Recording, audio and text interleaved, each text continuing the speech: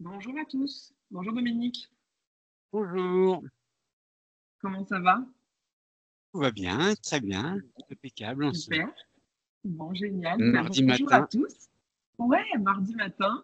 C'est la reprise pour moi.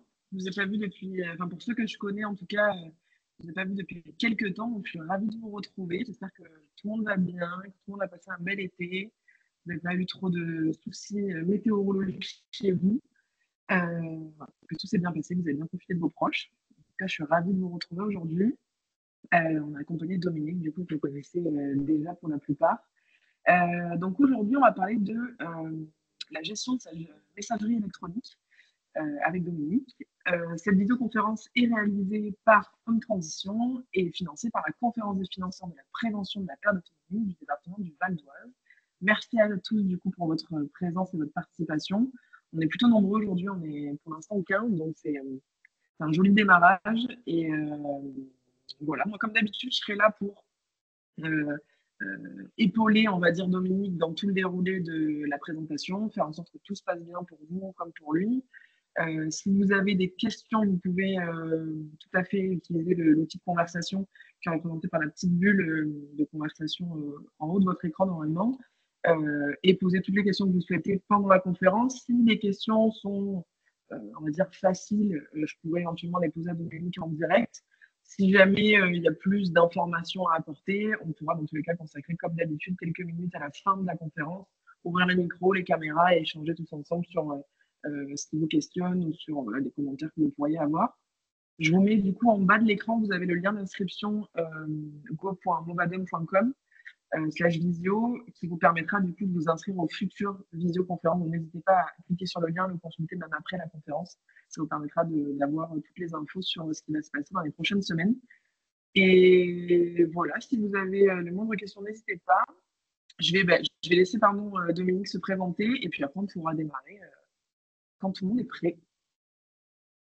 Bonjour, donc moi je suis Dominique Boissier, j'habite en Auvergne vers Issoire dans un petit village et mon activité principale c'est d'assister les seniors dans l'accès au numérique.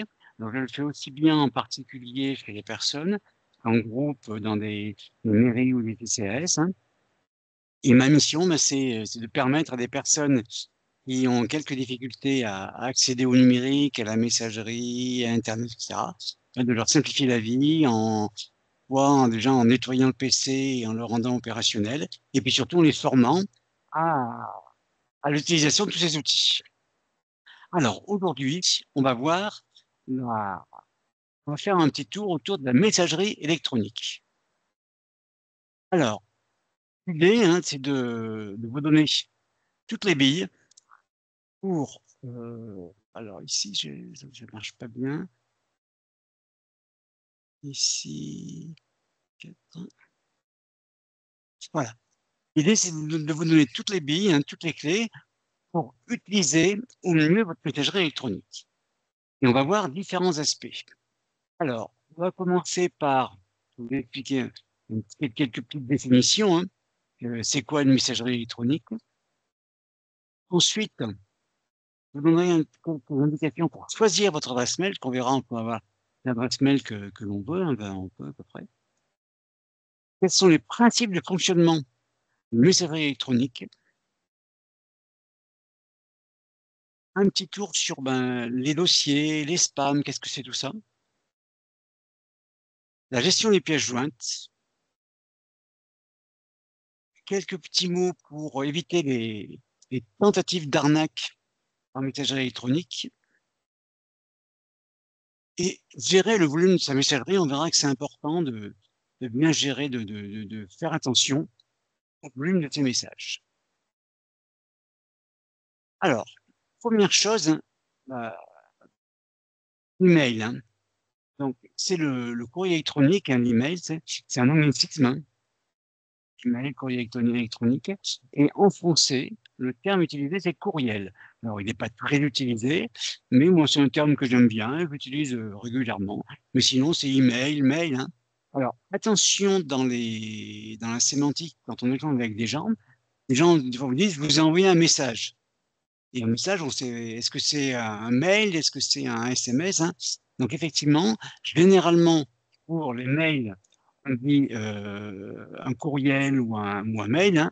Et pour les SMS, bon, on dit plutôt un message ou un SMS, mais le message, c'est, voilà, on part par principe, c'est pas le courrier électronique, c'est le mail ou le courriel.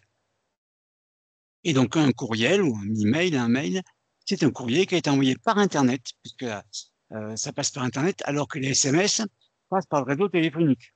Le mail passe par Internet, et il faut, pour l'envoyer, une messagerie électronique. Alors, quels sont les avantages d'utiliser le mail? Le premier, c'est que le mail, on peut le consulter de n'importe où, et sur n'importe quel appareil. Si vous voulez voir vos SMS alors que vous n'avez pas votre téléphone, c'est pas possible. Vous voulez voir vos mails alors vous n'êtes pas chez vous, vous n'êtes pas avec votre ordinateur, il suffit de vous connecter à Internet, d'avoir une connexion Internet, bien sûr, c'est indispensable, hein, d'avoir bien sûr avec vous votre identifiant, et généralement l'adresse mail, et votre mot de passe, et vous pouvez accéder à votre messagerie, que ce soit sur PC, sur Mac, sur smartphone, sur iPhone, sur iPad, enfin, vous avez, dès l'instant où vous avez un appareil qui accède à Internet, vous avez accès à votre messagerie. Il suffit d'avoir vos codes. Ça, c'est une première chose. Ça ne coûte rien. Ça ne coûte rien à l'acte, hein. Quand vous envoyez un courrier, et il faut un timbre. Il faut un timbre, il faut le porter à la poste ou le non-facteur, enfin, selon. Et l'email, ben vous le faites quand vous voulez, à tout moment de la journée, ça part immédiatement et c'est gratuit. Et puis, au niveau des mails, on peut envoyer, bien sûr, un message texte, hein, un texte, bonjour, on se raconte des histoires, hein, mais on peut aussi illustrer avec des pièces jointes, ça va être des photos, des petites vidéos, des documents. Un document, on reçoit les factures des fournisseurs de messagerie, généralement par mail, hein, qui sont une pièce jointe du mail. Alors on verra au niveau de l'envoi, etc., on verra qu'il y a quelques petites contraintes à respecter, hein, mais on peut envoyer toutes sortes de choses, hein. Donc, comme quand vous faites un courrier papier, vous mettez votre lettre que vous avez écrite à la main, et puis à côté, vous mettez une photo. Bon, on ne peut pas mettre un billet de 10 euros, ça c'est pas possible, hein, mais en plus, dans le courrier postal, c'est pas conseillé. Et puis, pour utiliser les services en ligne, vous voulez utiliser les impôts, avec Amélie, la sécurité sociale et l'espace santé. Et aussi, et puis, si vous faites des achats en ligne, une adresse électronique, un mail, est indispensable. Donc, maintenant, je crois qu'on a des difficultés à vivre sans avoir une adresse mail qu'on utilise. Alors, adresse mail, on peut avoir différents fournisseurs, hein. On a comme fournisseur de messagerie électronique, hein, votre fournisseur d'accès Internet. Il y a Orange, Bouygues, Free, hein, tous les gens qui vous fournissent votre accès Internet, hein, vous offrent un service gratuit, le fait d'avoir une messagerie. Ça, vous pouvez également choisir un acteur qui n'est pas un fournisseur de messagerie, donc Google avec Gmail, son Yahoo, Microsoft avec Outlook, hein, Outlook Mail, le site Lilo qui est un fournisseur de messagerie indépendant qui a une vision éthique, mais là c'est un petit peu différent. Mais les trois grands, c'est Gmail, Yahoo et Outlook. Et puis, alors, ici il y a un petit truc qui est passé trop vite. Donc, quand vous connaissez d'utiliser la messagerie de notre fournisseur de messagerie, d'accès à Internet, vous avez éventuellement un souci, c'est que si vous quittez votre fournisseur, vous perdez votre adresse mail. Orange, actuellement, si vous quittez Orange, vous passez chez un autre fournisseur, l'adresse mail que vous avez, elle est active encore pendant quelques semaines, sinon quelques mois, et après, vous la supprimez. Et si une adresse mail que vous avez utilisée avec les impôts, avec Amélie, avec pas mal de choses, et ben, ça veut dire qu'il faudra changer l'adresse mail. C'est exactement comme quand vous déménagez, vous écrivez aux organismes, hein, pour leur donner votre nouvelle adresse. Eh bien, si vous avez une adresse mail de fournisseur d'accès Internet que vous quittez, il faudra faire exactement pareil. Cette raison que moi, je conseille plutôt, hein, de choisir un fournisseur de mail qui est indépendant d'un fournisseur d'accès Internet. Et celui que je conseille, c'est Google, puisque le compte Google, bon, c'est facile d'accès, c'est la messagerie Google est sécurisée et bien sécurisée. Et de plus, si vous avez un smartphone ou une tablette, vous avez certainement, obligatoirement, un compte Google qui a été créé avec, lorsque vous avez mis en service votre smartphone. Hein. Savoir que je dis smartphone Android. Sinon, on a aussi l'équivalent chez Apple. Hein. On a aussi on peut avoir une adresse Apple un peu de manière similaire. Et l'avantage d'avoir une adresse chez Google, c'est que d'une part, si vous changez de fournisseur d'accès Internet chez vous, vous n'avez pas à changer d'adresse mail. Hein. Les systèmes Google sont bien sécurisés. Les piratages sont rares, à moins dans ce que je vois. Généralement, quand les gens sont piratés, c'est beaucoup plus chez Orange que d'autres fournisseurs. Donc chez Gmail, on n'a pas trop de soucis et le service est de qualité. Et puis on a aussi d'autres messageries, hein, mais là c'est pour les entreprises, hein, et puis généralement c'est payant. Donc, moi je vous conseille en résumé hein, d'avoir une adresse mail chez Google. Alors quand on a un mail, on a une adresse mail qui a la vraie adresse. On peut aussi avoir une deuxième adresse mail, et là vous pouvez la prendre un peu n'importe où, vous pouvez la prendre chez votre fournisseur d'accès Internet. C'est une adresse mail que moi j'appelle une adresse poubelle. C'est-à-dire que chaque fois que vous allez sur des sites et qu'on vous demande votre adresse mail, vous voulez pas être embêté sur votre adresse principale et recevoir plein de ce qu'on appelle des spams, on va voir ça après, hein, des courriers indésirables, eh bien, vous pouvez donner cette autre adresse mail. Vous allez voir que quand vous avez fait une commande, par exemple, sur un site, et vous avez dans 2-3 jours, vous devez avoir des nouvelles, eh bien, vous allez voir cette adresse mail, mais c'est une adresse que vous utilisez très peu, et que si vous changez de fournisseur d'accès, ben, c'est pas grave de la perdre. Et vous avez l'autre adresse mail, qui est la principale, que là, que vous nous donnez, qu'il y a des sites institutionnels, parce que normalement, il n'y a pas de, les données sont pas transmises, hein, sauf évidemment s'il y a un vol de données, ou que vous donnez aussi à vos amis, à votre famille. Mais que cette adresse mail principale, vous nous la donnez à très peu de gens. Et puis, une adresse poubelle qui elle, est diffusée, sert justement à donner une adresse mail quand il faut en donner une et qui n'a pas d'importance. Dominique, on a Annie qui nous dit qu'elle a toujours des adresses actives d'un ancien fournisseur qui n'existe plus, neuf.fr. Oui. Alors, effectivement, il y a des adresses qui restent comme ça. Le danger, c'est que si un jour vous avez un problème et que vous devez changer pendant le mot de passe, vous risquez d'avoir des problèmes. Donc moi, je vous conseille d'ouvrir une adresse chez Google et de tout transférer de manière à abandonner cette adresse mail. Qu'un jour ou l'autre, il y aura un souci. Il y a aussi le moins de problèmes pour retrouver après dans le mot de passe. Moi, j'ai eu le cas de quelqu'un qui avait été chez Orange, qui depuis 8-9 ans avait quitté Orange, avait toujours l'adresse mail, et puis un jour, pop, le mot de passe a disparu, il l'a perdu. Impossible de changer le mot de passe. On a contacté Orange qui a dit bah non, vous n'êtes pas client, c'est pas possible. Et donc cette personne s'est retrouvée d'un jour à l'autre avec tous ses messages et tout perdu. Donc moi je vous conseille vraiment, quand vous avez une vieille adresse mail comme ça, de basculer sur quelque chose de récent. J'ai répondu? Merci Dominique, je pense que tu as répondu. D'accord. Ok. Alors, un email, c'est quoi?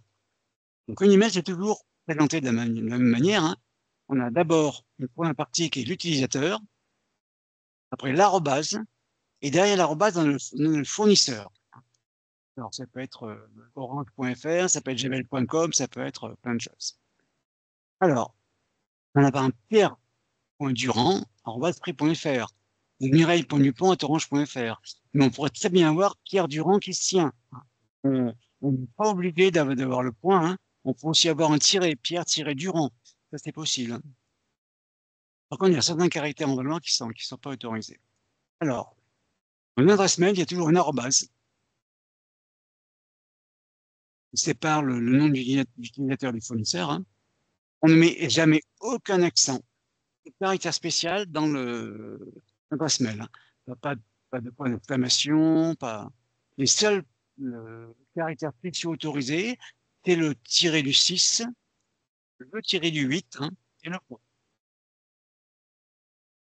Par convention, on met toujours les mails en minuscules. Il faut savoir que si vous envoyez un mail, si vous l'écrivez en majuscule, ça marchera pareil. Mais c'est vrai que par convention, on met toujours en minuscule. Sur Internet et ces systèmes-là, sur des majuscules, minuscules, ce n'est que pour les mots de passe. Il y a vraiment, si vous mettez dans un mot de passe une majuscule ou une minuscule, ce sont deux caractères différents. Alors que dans les adresses mail, hein, mettez en majuscule, minuscule, c'est pareil, ça sera traité pareil. Mais comme je vous le disais, on reste en minuscule. Alors, une autre chose à comprendre, c'est que le nom qui apparaît quand vous recevez un message, le nom que vous voyez dans votre messagerie, c'est pas toujours significatif de l'adresse mail réelle qui est derrière. Et c'est ce que s'utilisent souvent les fraudeurs, hein, où ils vous donnent un nom qui fait confiance et en fait derrière c'est complètement autre chose. Donc je vous explique. Hein. Vous recevez un courriel, un email, hein, et par exemple c'est ce qui apparaît, c'est le service client. Et si on regarde l'adresse courriel réelle, et ben on voit que c'est complètement autre chose. Donc ça, je vais peut-être vous montrerai tout à l'heure comment on regarde concrètement l'adresse mail qui a été utilisée. Tout à l'heure, je ferai un partage d'écran de mon PC et je vais vous montrer ça.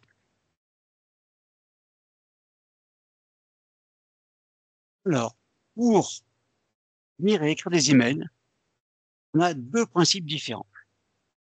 Le premier, c'est qu'on va se connecter chez le fournisseur de messagerie. Alors, il faut savoir que tous vos messages, votre messagerie est hébergée par un fournisseur, hein, par un hébergeur, hein, chez Orange, chez Free, chez Google. Hein. Vos messages sont là. Et pour les voir, vous vous connectez chez eux. Chez Google, chez Orange, chez Free. Hein. C'est ce qu'on appelle être un webmail. C'est-à-dire qu'on va voir ces messages directement par Internet. C'est le webmail. Et c'est ce qu'on fait beaucoup. Hein. Et là, on agit directement sur le serveur de l'hébergeur. Et puis la deuxième solution, c'est d'utiliser un logiciel de messagerie.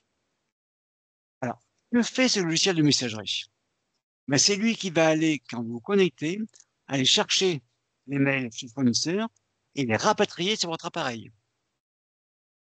Et quand vous écrivez un message, vous l'écrivez sur votre appareil et après la messagerie l'envoie chez le fournisseur.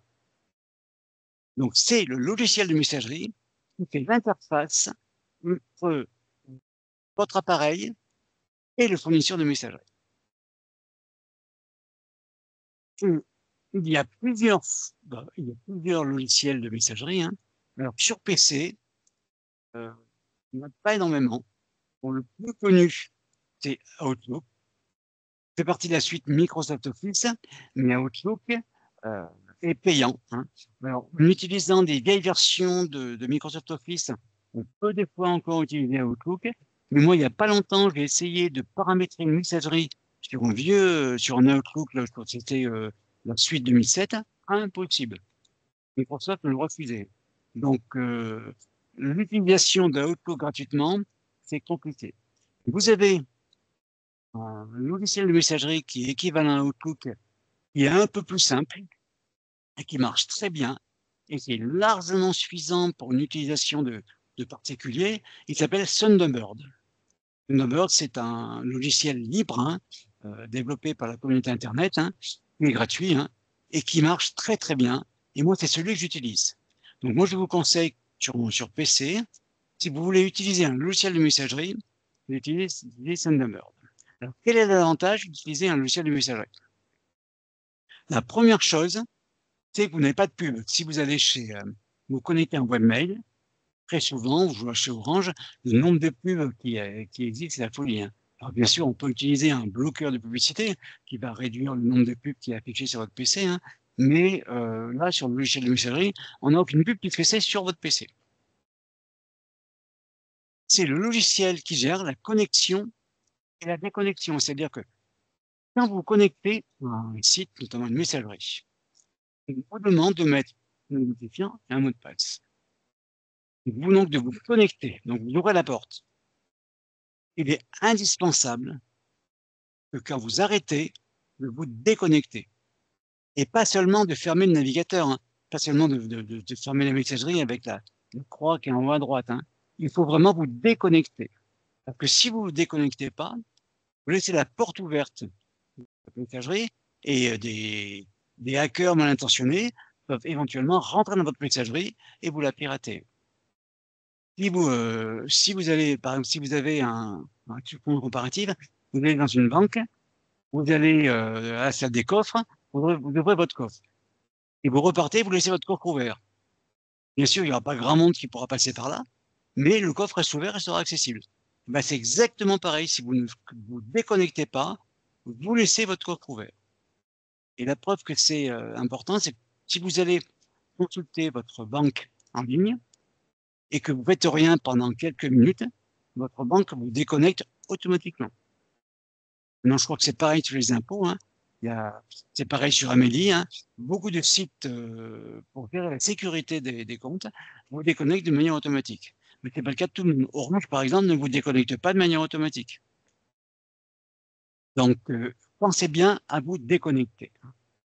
Et puis, le troisième avantage du logiciel de messagerie, c'est que vous pouvez consulter vos mails, même si vous n'êtes pas connecté. En webmail, si vous n'êtes pas connecté à Internet, vous ne pouvez pas les voir. Alors que si vous êtes en logiciel de messagerie, vous pouvez éventuellement, alors que vous êtes hors connexion, voir vos mails, en écrire, vous ne pourrez pas les envoyer, les messages ne partiront quand vous serez connecté, mais vous pouvez utiliser votre messagerie, même si vous n'êtes pas connecté à Internet. Bien sûr, vous n'aurez pas de nouveaux messages, hein, mais vous pouvez quand même les voir. Et quand on est sur smartphone, hein, ou un iPhone, ou un iPad, une tablette, hein, eh bien, sur ces appareils-là, on utilise par défaut un logiciel de messagerie. Vous pourriez d'un webmail, hein, mais c'est pas très pratique, vu que la taille de l'appareil est petit, hein, on peut pas vraiment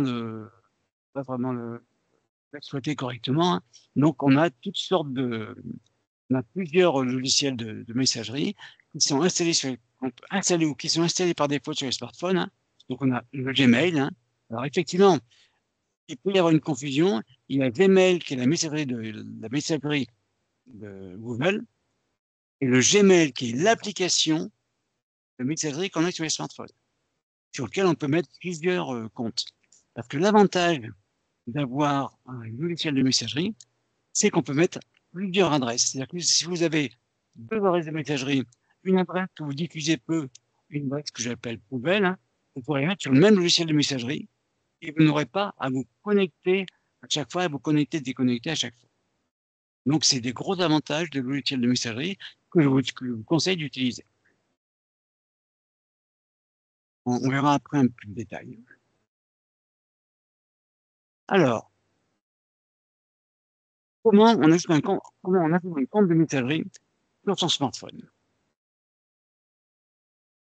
Alors, ce qu'il faut, c'est indiquer à votre logiciel de messagerie quel est votre fournisseur d'accès, l'adresse courriel et le mot de passe. Donc ça, après, je vais vous le montrer sur mon téléphone, on va le faire. Hein, je vais vous le montrer comment on fait concrètement. Alors, sans rentrer dans le détail technique, hein, mais on donne des paramètres pour le serveur entrant, c'est-à-dire pour les messages que l'on envoie, et des paramètres pour le serveur sortant, c'est-à-dire pour les messages que l'on reçoit. Donc ça, quand on va donner le nom du fournisseur, votre logiciel de messagerie saura retrouver les bons paramètres. Et des fois, vous aurez une question, de dire, choisissez-vous IMAP ou POP? Alors, il faut juste savoir ça, c'est que quand vous paramétrez un logiciel de messagerie, vous avez deux solutions. Soit vous mettez le paramètre POP, ça veut dire que quand vos messages seront téléchargés chez votre fournisseur d'accès sur votre appareil, ils seront supprimés chez votre fournisseur d'accès. C'est l'avantage qu'effectivement, votre messagerie ne sera jamais volumineuse. Hein. Alors, le problème, et c'est un gros problème, c'est que si vous allez sur votre messagerie avec un autre appareil, où vous irez vous connecter chez le fournisseur d'accès, vous ne verrez plus vos messages, ils auront disparu. Et en plus, sur votre PC, donc sur votre téléphone, ils seront que là. Et que si votre appareil tombe en panne, vous perdez tout. Donc, le paramétrage POP, moi, je le déconseille fortement, paramétrer avec le paramètre IMAP. On verra tout à l'heure à quoi ça correspond. Donc, si on vous demande POP ou IMAP, c'est IMAP. IMAP, ça veut dire que les messages qui sont téléchargés sur votre appareil restent sur le serveur, restent sur votre fournisseur d'accès. Alors, je vais vous montrer comment on peut paramétrer ça. Alors là, je vais partager mon écran. Je vais partager mon écran. Alors, est-ce que c'est partagé là? C'est bon,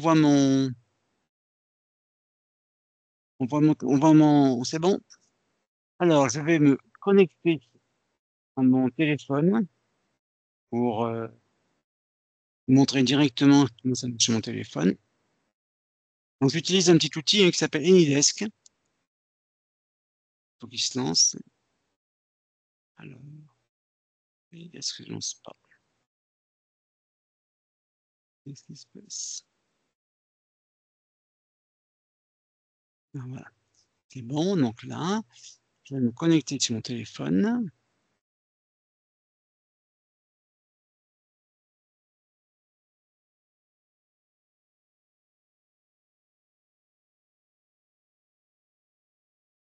Voilà, vous avez à l'écran mon téléphone.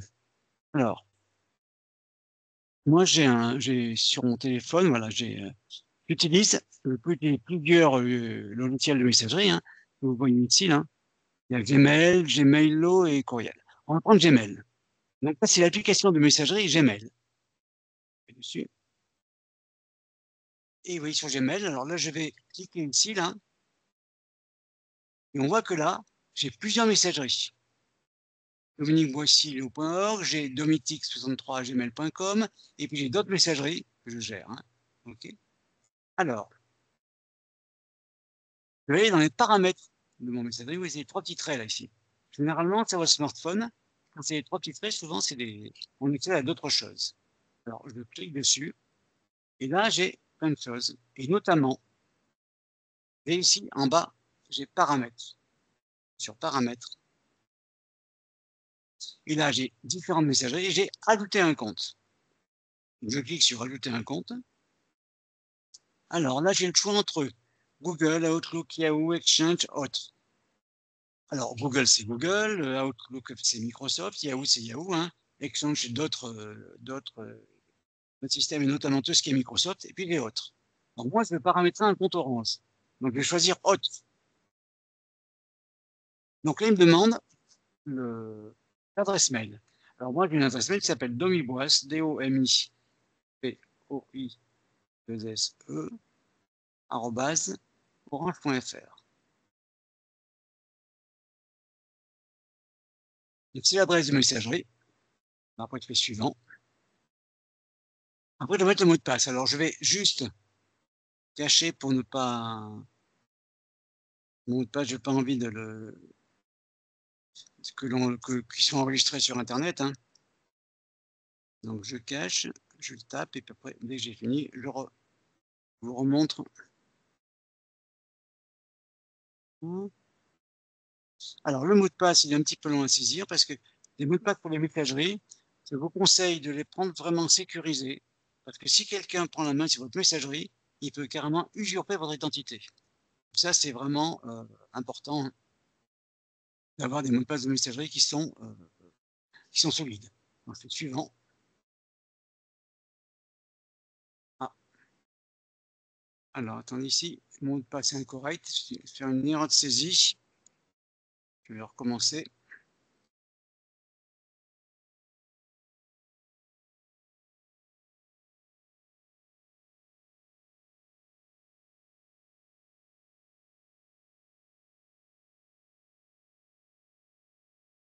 Je suis en train, là.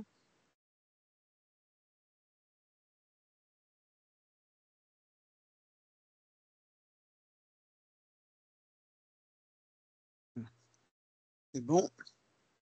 Ah. Donc ici, je vais valider le mot de passe. Hein. J'arrive ici. Donc, il me demande quelques paramètres. Voulez-vous être averti quand vous recevez un email? Moi, je dis oui, donc je clique. Hein. Parce que je veux synchroniser les emails. Alors, synchroniser, ça veut dire que de manière automatique, mon appareil ira chez Orange chercher les nouveaux mails. Et quand j'en écris, j'ai envoyé. Donc, il synchronise tout ce qui est chez le fournisseur d'accès et tout ce qui est sur mon appareil. Et puis, il me demande est-ce que je veux télécharger automatiquement les pièces jointes, même si je suis pas en Wi-Fi. Parce qu'à une époque, c'est vrai qu'on avait des volumes de données limités. Hein. Donc, effectivement, on disait je ne charge les pièces jointes que quand c'est en Wi-Fi. Maintenant, c'est plus utile, ça. Alors, je fais suivant. Et là, j'ai mon compte qui a été créé. Oui, si. Mon adresse mail, c'est domibois@orange.fr et le nom qui va apparaître ici, c'est le nom que j'aurais choisi. Ça, je peux le modifier éventuellement. Hein. Là, je peux mettre Toto. Hein. Oui, je mets Toto ici. Hein. Et que dès l'instant où j'écrirai un mail, quand vous recevrez le mail, vous verrez, expéditeur, c'est Toto. Donc, c'est pour cette raison que ce que je vous explique au départ, que dans l'adresse mail, il y a le mail lui-même et ce que j'appelle un peu le pseudo ou l'alias, hein, c'est on met ce qu'on veut. Et vous voyez ici, hein, moi j'ai maintenant j'ai la messagerie qui est paramétrée. Hein. Alors si maintenant je retourne dans Gmail, ici, je peux choisir la messagerie domiwas@orange.fr, hein, ici. Et puis bah, je peux maintenant dire je vais passer où? Voilà. Donc ici, je peux faire un nouveau mixage. Hein, et l'extincteur sera bien. Dominique, on voit plus ton écran. Oui, L'écran de c'est ce que ton. je vois, oui.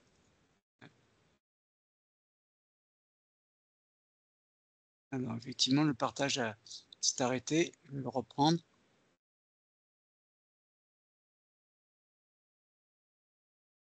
Alors, il faut que je refasse la prise en main.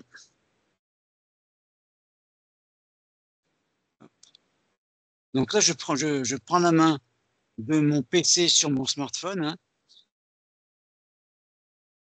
ce qui permet, d'intervenir à distance sur un appareil. Hein. J'avais fait une visioconférence sur la prise en main à distance. Hein. Donc là, voilà, je reviens ici. Donc là, ça apparaît à nouveau. C'est bon. Hein. Donc je reviens ici. Voilà. Oui, ici, là, donc je vais sur mon Gmail, hein, ici. Hein. Je vais sur Gmail.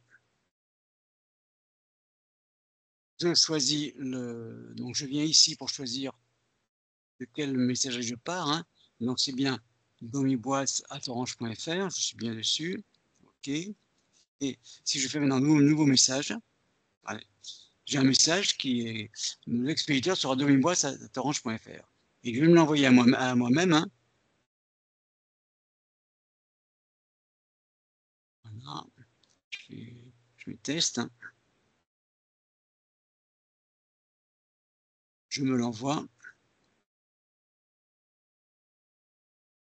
Voilà. Donc je vais le recevoir. Je vais vous montrer quand le message arrive, hein, c'est aura arrivé Toto.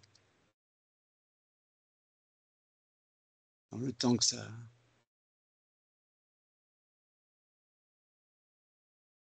Il est bien parti.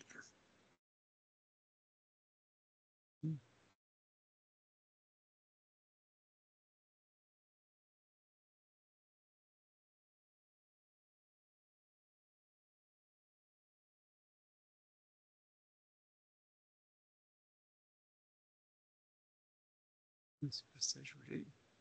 Alors ici. Bon, on verra peut-être le temps qu'il arrive, on le reverra peut-être tout à l'heure, mais pour l'instant, effectivement, il n'apparaît pas. Il n'est pas arrivé. Hein, d'accord. Alors, on va continuer. Hein. Donc, je vais arrêter le partage. Arrêter ça. Ici. Le partage. Tu peux reprendre la main, Chloé. Ouais, je m'en occupe de suite. Hop.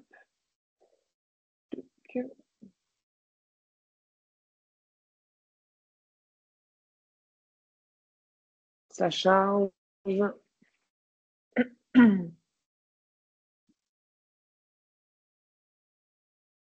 Donc là, on a vu tous les principes de gestion de ces boîtes mail, comment l'installer sur un appareil, comment installer un compte dans un logiciel de messagerie. Donc, si vous êtes, par exemple, vous êtes sur PC, là, on a vu sur smartphone, ou tablette, c'est pareil. Sur PC, quand on utilise Thunderbird, on a le même problème, le même principe, où dans les paramètres de Thunderbird, on a ajouté un compte, et ajouter le compte, c'est le même principe Alors, si je vais directement ici,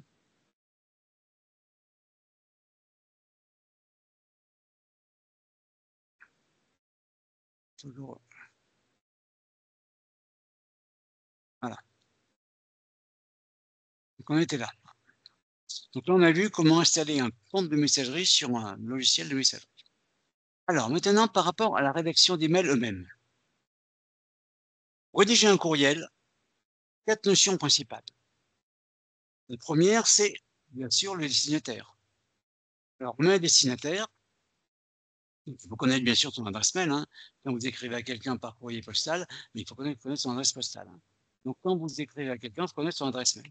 Alors, une personne, on peut la mettre en destinataire direct, mais aussi on peut la mettre seulement en copie ou en copie cachée. Qu'est-ce que ça veut dire? Donc, quand vous écrivez à quelqu'un, vous l'écrivez directement. Vous pouvez dire, je veux montrer à d'autres personnes que j'ai écrit à cette personne et lui donner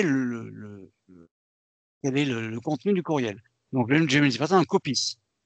Et puis, je peux vouloir montrer à quelqu'un ce que j'ai écrit à quelqu'un d'autre, mais sans que ce quelqu'un le sache. Et bien, on le met en copie cachée.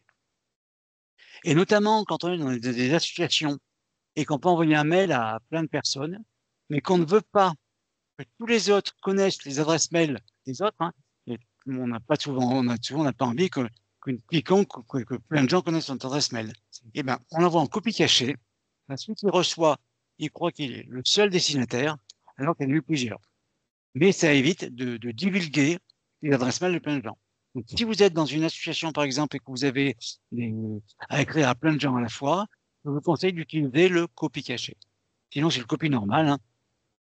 Et le destinataire, c'est celui qui est le principal concerné par le message. Deuxième notion, l'objet. Alors, l'objet, c'est important de mettre un objet. Moi, des fois, je reçois des messages sans objet, et c'est vrai que c'est désagréable, parce qu'on ne sait pas trop de quoi ça va parler.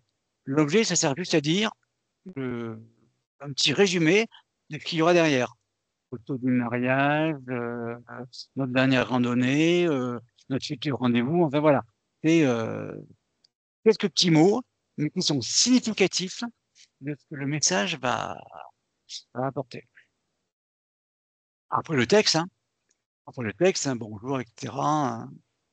On écrit tout le texte.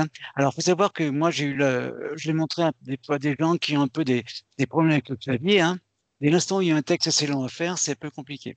Sur les appareils Android ou Mac, sur les smartphones et iPad, iPhone, ou tablettes, on a la saisie vocale permet de saisir des textes en les dictant. Et c'est vrai que ça peut être très, très pratique. Donc ça, je vous conseille, si même sur un smartphone pour rédiger un SMS, ça peut être très, très pratique. Alors sur PC, là, parce que ça, c'est Google qui fait ça. Sur PC, il existe la même solution, mais ça marche pas très bien, je vous conseille pas. Mais sur smartphone, vous pouvez l'utiliser, ça marche bien. Bon, pas Google, c'est tout ce que vous dites, mais bon. Et puis, dernière solution, la signature. Alors, la signature, c'est quelque chose d'important, parce que quand vous envoyez un mail, dire qui l'envoie. Alors, si vous l'envoyez à des très proches, vous mettez que le prénom. Si c'est un peu plus officiel, vous mettez nom, prénom. Et puis, si vous l'envoyez à d'autres choses plus administratives ou des fournisseurs ou des artisans, vous pouvez mettre votre adresse, vous pouvez mettre votre numéro de téléphone. Alors, votre adresse email, c'est pas la peine, puisque n'importe comment, quand la personne qui reçoit le message a l'adresse email, hein. Donc, c'est pas la peine. Mais mettre des renseignements qui sont utiles pour les gens qui vont le recevoir.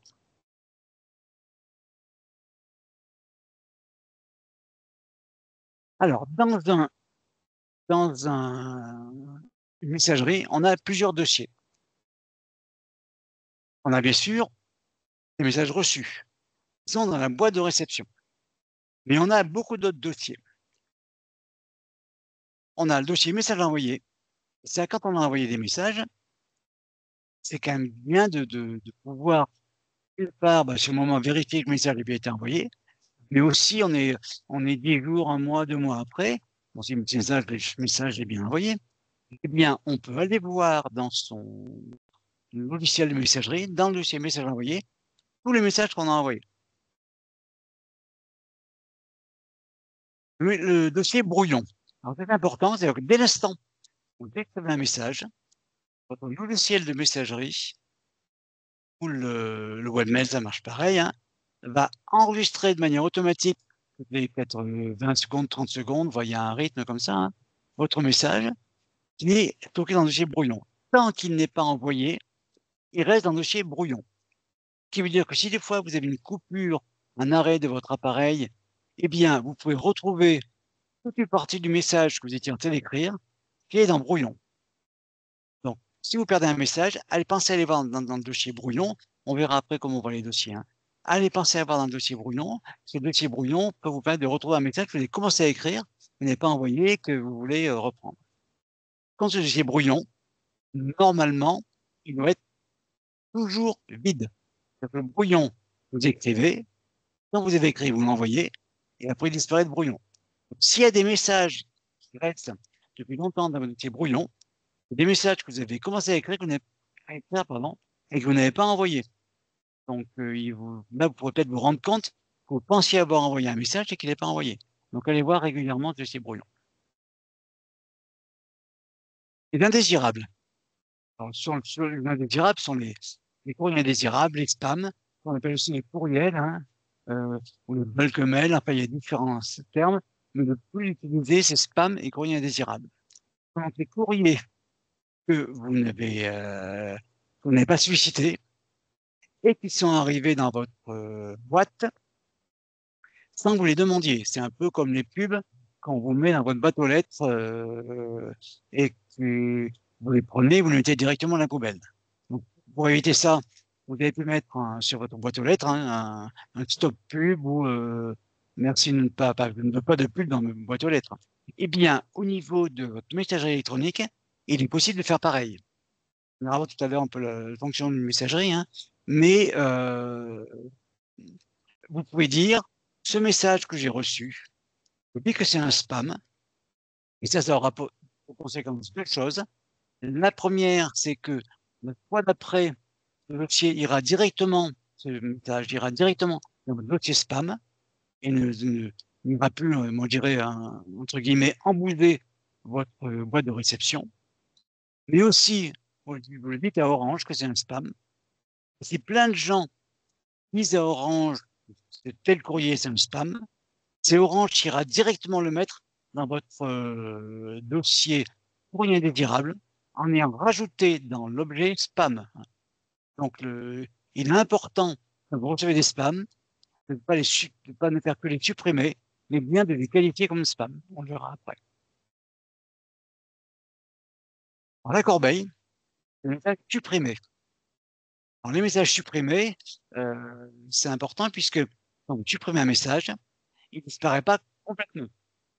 Quand vous supprimez un message, il va dans le dossier supprimé, dans la corbeille, dans le dossier message supprimé. Ce qui veut dire que si vous avez supprimé un message par erreur, vous voulez le récupérer, vous pouvez le récupérer. C'est exactement comme la corbeille sur votre PC. Donc, dans la corbeille, c'est pareil, les corbeilles, allez la voir régulièrement.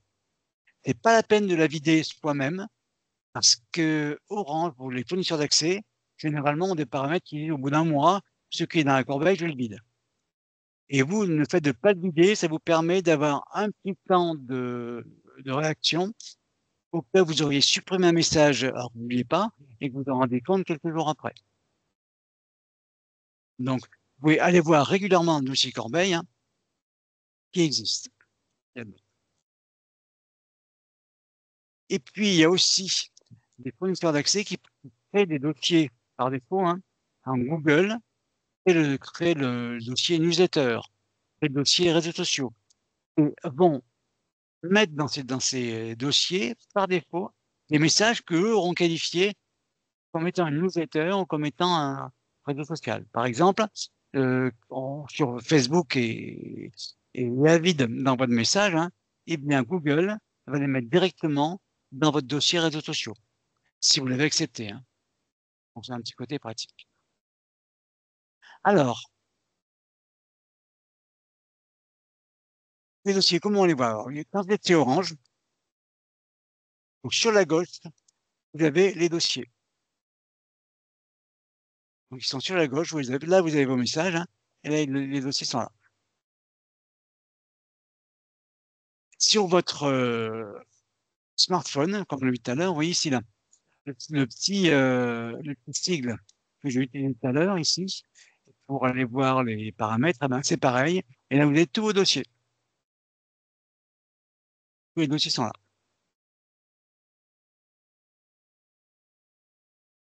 OK. Alors maintenant, au niveau des pièces jointes. Au niveau des pièces jointes, donc je vous dis, le message peut avoir une pièce jointe. Une photo, un petit film, une facture, etc. Alors, une pièce jointe, c'est ce symbole. Ce symbole veut dire qu'il y a une pièce jointe.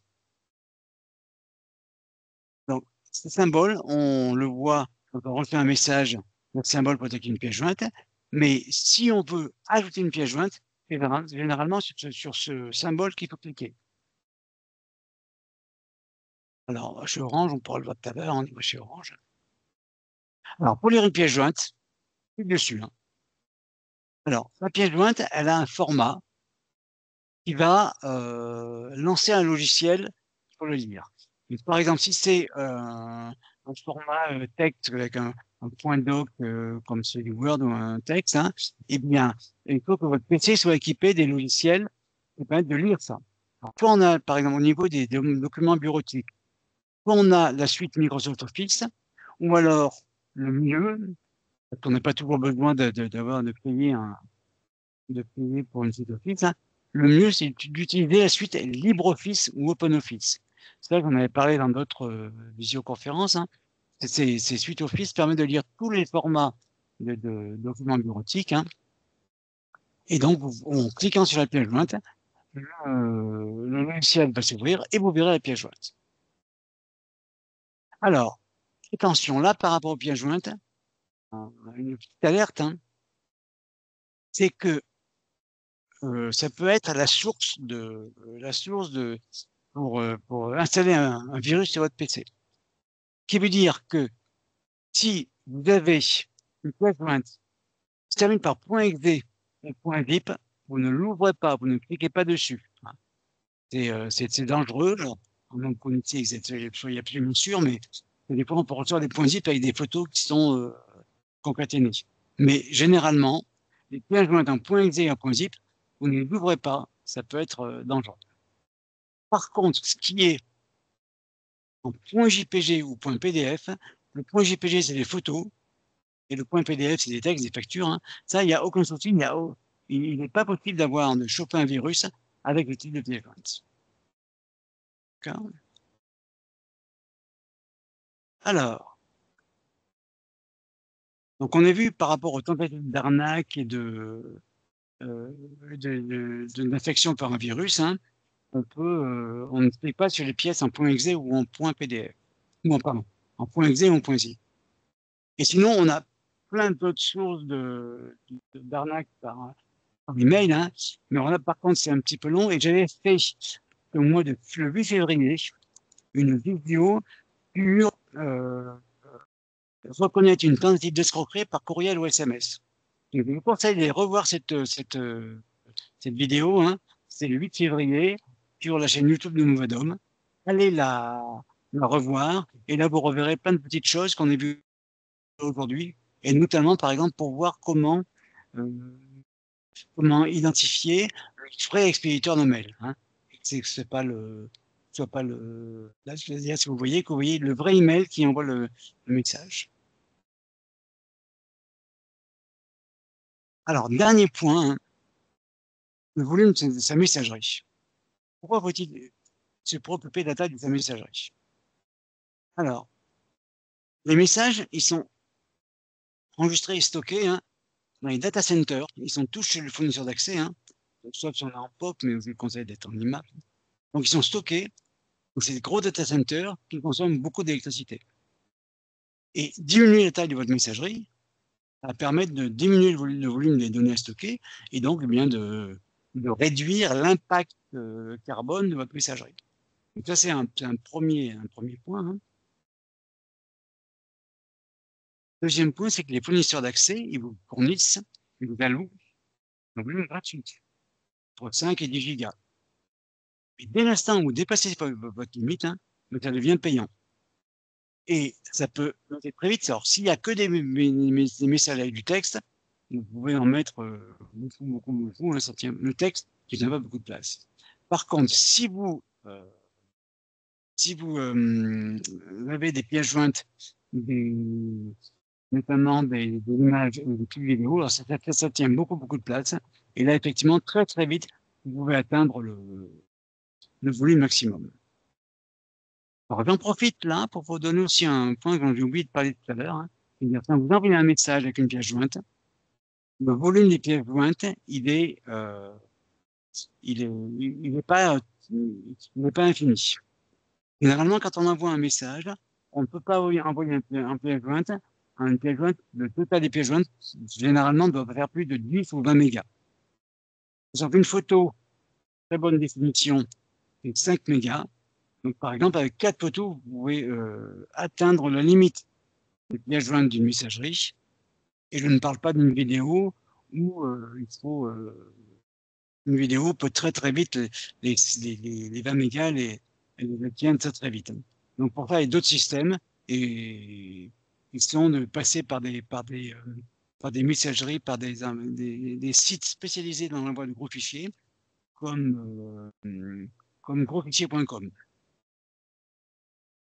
Alors voilà, donc effectivement, gérer le volume de votre messagerie de manière à ne pas saturer votre espace, hein, et pouvoir garder la version gratuite le plus longtemps possible. Donc voilà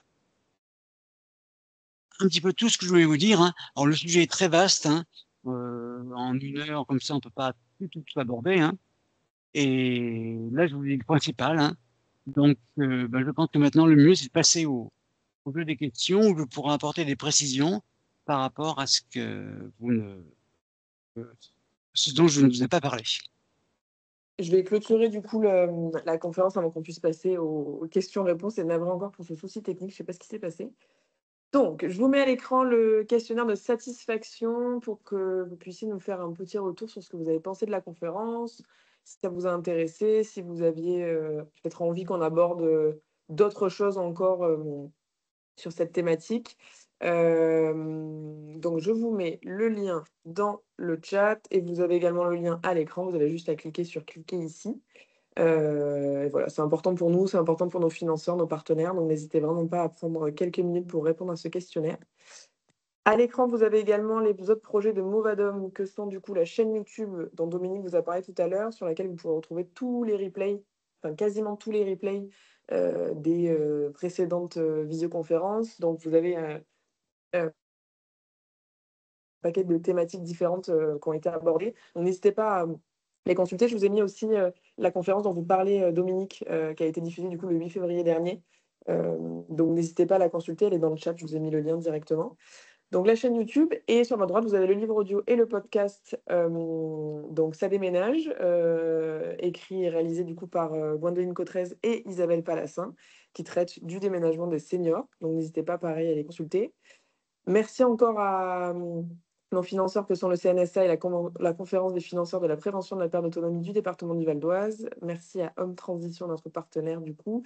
Et à l'écran, du coup, le lien d'inscription et un petit mail en cas de questions, commentaires, ou toute autre chose. Vous êtes les bienvenus pour nous écrire. On va du coup ouvrir les micros, les caméras, enfin, du moins, vous laisser l'opportunité de le faire si vous le souhaitez pour qu'on puisse échanger tous ensemble. Donc, les micros, c'est fait et les caméras également. Voilà. Je vous laisse intervenir. Je sais qu'il y avait une question dans le chat pour Dominique. C'était Annie qui disait, concernant du coup son ancienne boîte de messagerie, Oui. quand j'ouvre ma messagerie Gmail, j'ai dedans toutes mes autres adresses de mon ancien fournisseur neuf. Alors peut-être que vous avez fait le lien dans les paramètres de Google. Vous pouvez mettre une messagerie en lien qui va alimenter directement votre messagerie Gmail, hein. Mais ça, c'est qu'un subterfuge, c'est-à-dire que Neuf envoie tout dans Gmail. Mais si Neuf envoie plus rien, vous n'aurez plus dans Gmail. Donc c'est pour ça que cette messagerie Neuf, il faut vraiment arriver à l'abandonner, hein. Ok, merci Dominique. Donc Marie-Josée nous dit merci beaucoup et doit nous quitter. Donc bonne journée Marie-Josée. Est-ce qu'on a des questions, des gens qui souhaitent intervenir éventuellement en direct, en affichant votre caméra ou en ouvrant votre micro, ou les deux peut-être? On vous écoute avec Dominique. Annie, vous aviez une question, je vois que vous avez ouvert votre micro. Oui. Donc, avec ma boîte 9, il faut que je modifie tous mes comptes qui sont avec cet ancien fournisseur. Tout à fait, oui. C'est-à-dire que vous donnez plus l'adresse, parce que vous avez une adresse Gmail, hein. Donc maintenant, vous donnez l'adresse Gmail à tous les gens. Mhm. Et la boîte neuve, vous pourrez l'abandonner dès l'instant où vous ne recevez plus aucun message dessus, aucun message important. Ah oui.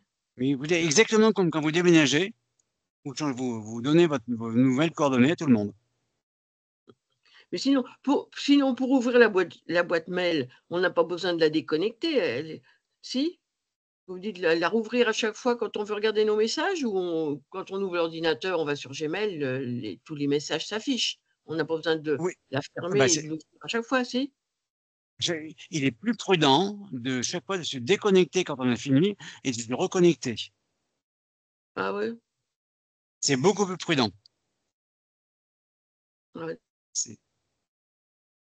Alors, chez Gmail, c'est un C'est peu chiant. moins. Oui, c'est pénible. C'est vrai que c'est pénible.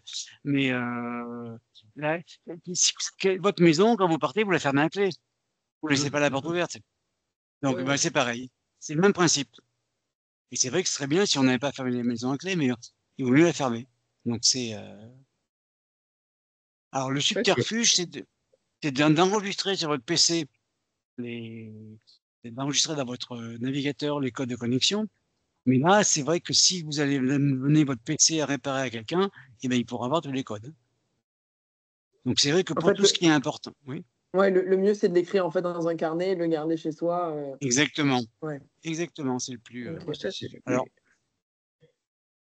Ça, on est bien obligé de les garder sous le coude parce que comme il y a tellement de sites Bien maintenant et sûr, que tout le monde veut des mails et tout le monde veut des numéros de poste différents, on est bien obligé de complètement. c'est noter. clair. On ne peut pas Oui, garder ça en tête. c'est pas aussi, hein. Il faut noter, parce qu'en plus, il faut pas prendre plusieurs fois le même mot de passe, hein. Un site, un Bah mot de passe. bah oui, il faut toujours prendre des trucs différents. Alors. Non. Notre, Ah non, mais notre tête, elle n'enregistre pas tout. Hein. Elle ne garde c'est pas pas tout en possible, hein. mémoire. Là, il y a deux solutions. Le carnet, bon, ce que je préconise, hein. Puis il y a aussi des systèmes de gestion des mots de passe, mais là, c'est plus compliqué. Donc, le carnet papier qu'on ne met pas en évidence dans la maison, c'est le mieux. Ah oui. Bah, on ne va pas le mettre non plus très loin de l'ordinateur, hein, de toute façon. Ah bah, En règle générale. il faut l'avoir pas loin, hein. C'est sûr. Ok. Mais faut pas que ce soit un post-it sur l'ordinateur, quoi. Ok. Ouais, c'est Ok, technique. merci. Merci Annie. Est-ce qu'on a d'autres questions, commentaires ou expériences? Ça peut être des petits témoignages. Le son est très métallique. Le mien? Oui. Ah, c'est terrifiant. Alors, moi, pour le coup, là, je suis dépassée par la technologie Oui. parce que je Là, comprends pas pourquoi mon son marchait bien au début et ne marche plus. Enfin bref. là, c'est bon maintenant. Là, ça marche. Ouais, bon, magnifique. Magnifique. Donc, pas d'autres questions? Non. Bon. Eh bien, Dominique, je pense on va se quitter ici. Ok. Merci en tout cas pour toutes ces précieuses informations et merci à tous du coup d'avoir été présents et aussi nombreux aujourd'hui. Je sais que c'est un sujet qui intéresse beaucoup. Euh, donc voilà, merci à tous, une très belle journée, à très bientôt. Merci Dominique, à très vite. Ok. Est-ce que tu pourras voir avec Pascal pour m'envoyer les résultats du questionnaire de satisfaction? Oui, je lui demande, pas de D'accord, souci. ça marche. Super. Merci Ok. Dominique, à très Eh bientôt. bien, Bonne journée à tout à le monde. bientôt. Bonne journée. Au revoir. Merci, au revoir.